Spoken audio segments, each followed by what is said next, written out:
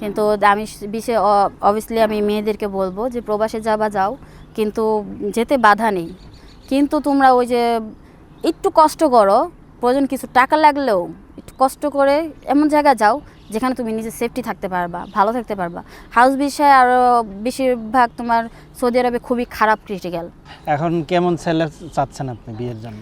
এখন ওই যে আমি বললাম 30-35-এর মধ্যে যদি একটা ছেলে হয়, স্মার্ট সুন্দর যদি হয়, তাহলে মনে করেন যে আমি তার সব কিছু আমি করে দেবো, সমস্যা নেই।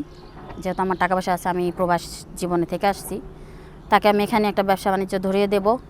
তার বিদেশে যা যেতে পারবে না, কারণ আমি নিজেই বিদেশে থেকে আসছি টানা 10 বছর। তাহলে তো আমি আমার হাজব্যান্ডকে নিয়ে এখন আমি সুন্দরভাবে থাকতে চাই।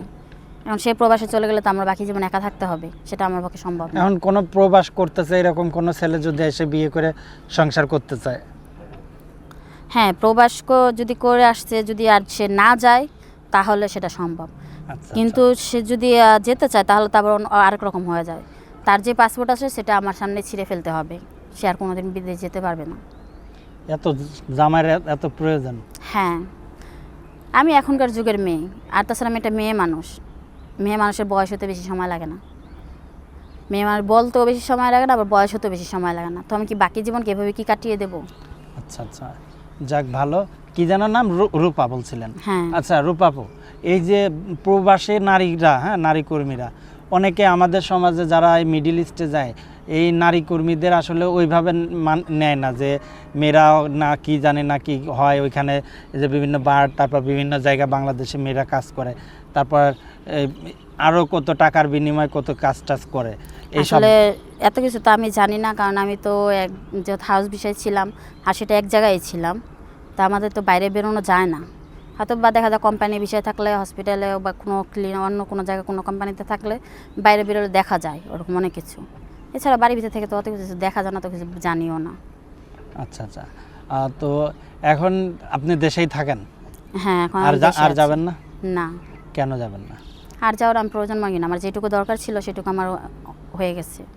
এখন আত্মীয় স্বজন বা বন্ধু বান্ধবের ভিতর কেউ বিয়ের প্রস্তাব দেয় না আপনার? দিছে, কারণ টাকা থাকলে তো সবাই দিবে, তাই না? টাকা থাকলে বন্ধু বান্ধব ও ভালোবাসা মানুষ হতে চায়, কিন্তু আমার ওরকম বন্ধু বান্ধবের দরকার নাই, ওরকম ভালোবাসা মানুষ আমার দরকার নেই যে আমার টাকার দিকে তাকাবে। আচ্ছা ঠিক আছে, তাহলে আমরা বিদায় নিচ্ছি। দর্শকদের কিছু বলার আছে? দর্শকদের এটাই বলবো যে এখানে আমি অনেক কিছুই বলে গেছি, অনেক কিছু মেসেজ দিয়ে গেছি আমি। ওই জায়গার পরিস্থিতি খুবই খারাপ, ওই জায়গাটা না যাওয়াটা আমি ভালো মনে করি। আর এছাড়া বিদেশ বলতেই সব জায়গায় কম বেশি আছে, তাই অন্তত নিজেকে একটু সেফটি রেখো। আচ্ছা, তো এখন আপনি যেহেতু প্রবাস করে আসছেন, আপনি কেন আর একটা মেয়ে মানা করতেছেন? মানা করতেছি এই কারণে, কারণ আমার জীবনে কিন্তু এরকম একটা ঘটনা ঘটে গেছে, আমি সেটা বলেছি।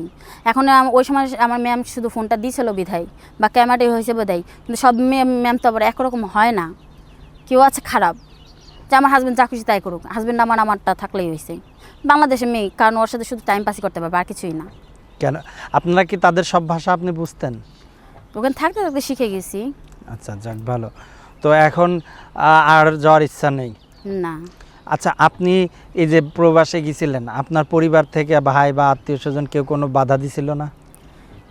না, কেউ বাধা দেয় না, কারণ আমি সবসময় চেয়েছি যে আমি নিজে স্বাধীনভাবে চলবো, আর আমি নিজের কেরিয়ার নিজে তৈরি করতে চাই। তো এই কারণে কেউ আমাকে বাধা দিতে পারেনি। ঠিক আছে দর্শক, আমাদের অনুষ্ঠানগুলো বিনোদনমূলক করা হয়ে থাকে, তো বিভিন্ন সময় বিভিন্ন অসহায় মানুষের জীবনের গল্পগুলো আমরা আপনাদের মাঝে বিনোদন আকৃতিতে তুলে ধরার চেষ্টা করি। তো রূপা আপু, আমাদের দর্শকদের বা আপনার বিয়ের জন্য যে ছেলে চায়, সেই ছেলে যদি আপনার সাথে যোগাযোগ করে কেমনে করবে? সেটা আপনাদের নাম্বার এখানে দেওয়া থাকবে স্ক্রিনে নাম্বার দেওয়াতে, ওখান থেকে ডাইরেক্ট কল না, মেসেজে কথা বলতে হবে আগে, তারপরে আপনি বা আগে দেখে শুনে তারপরে আপনি কল দিয়ে কথা বলবেন। ঠিক আছে, ওকে, ভালো থাকেন।